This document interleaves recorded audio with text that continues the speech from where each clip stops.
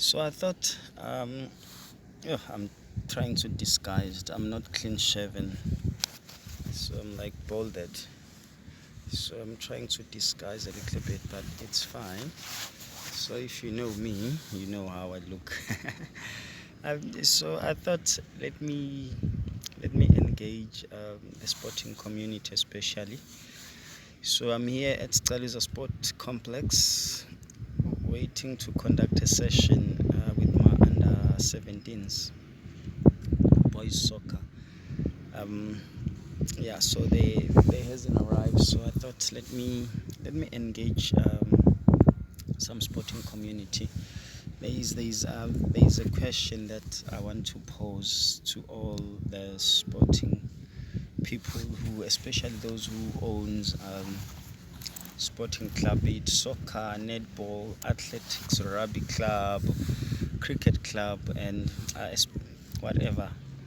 Especially in the amateur ranks, in the location. So, so for those who don't know me, I'm Kosinathi Nxumalo. Otherwise, I'm known as Mboma in the sporting fraternity. So I'm a founder of an organization which is an NPO, a sport NPO called the Mboma Sport Foundation, which is an NPO that is using sport as a tool for social development, advocates for education, um, development and peace, gender equality. So our organization stands for all those things. So we're trying to use sport, as a tool to advocate for all those community issues or social ills. So on my way here, I was just pondering on my thoughts, um, thinking about the foundation, like for how long have I been involved in the foundation. So as much as we started to do our operations, like our everyday operations in 20, I would say just before the pandemic. I think that is 2019, just before the pandemic. That's when I decided that let me just go a full scale on this thing. But I founded this organization in 2014. I would say in 2014 because that's when the idea was conceived. Yeah, now I'm like the Korean, of which they count the age of people on the day that a person was, a person. When was really conceived? When did the people met? And yeah, so I would say this idea was conceived in 2014 after I've came from the program called how could I forget it? The program called Agents of Change, which is Activate Leadership for Public Innovation. So that's where I met one of the brilliant young minds in South Africa. Brilliant young minds. When you think you're intelligent because of your school grade. I wasn't even that intelligent at school, but I managed to do well in subjects like history, uh, business economics or economics, biology, geography. I think I was, I was just average. It's just that maybe where I was one of the best. I was at Udumo High School in Mandeni. So yeah, I remember I was one of the best students there. Although my grade 12 teacher was so disappointed when I got C. um, you know that's how grades were measured back then. When I got C in history, like in my final exams. Yeah, but I'm not there. So I was just thinking when I was coming here, thinking for how long have I been involved in sports.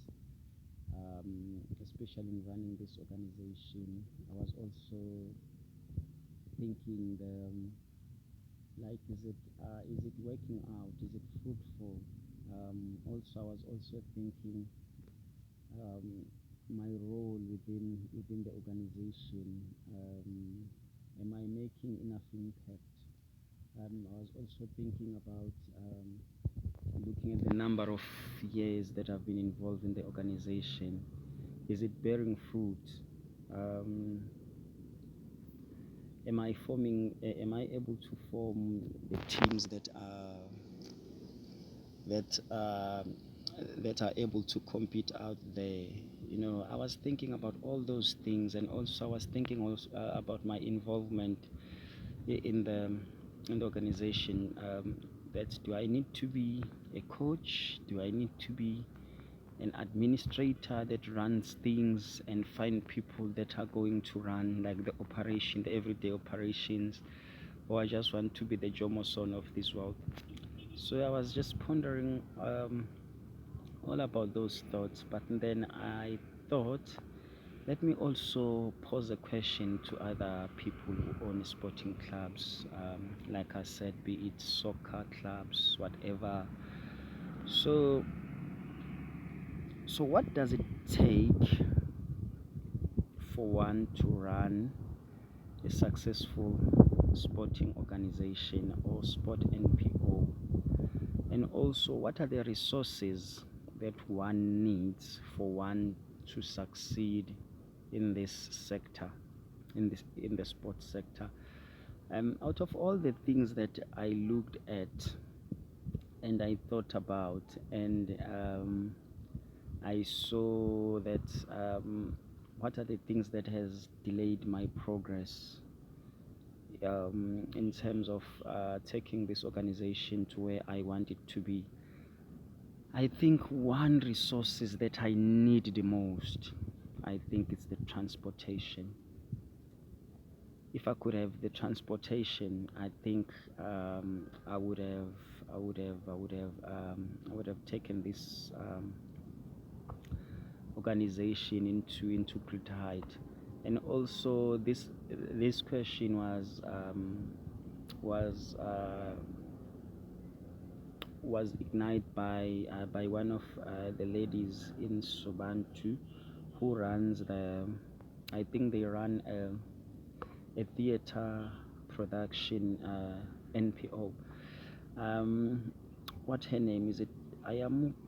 Is it? Oh no, let me not say it, because I don't know how could I forget her name. I think is it Ayamukela or Ayamukelani or something like that. So she contacted me, also citing the fact that transportation is their biggest, hindrances to their success, because sometimes they practice theater until very late, so then they they can't transport them like the participant.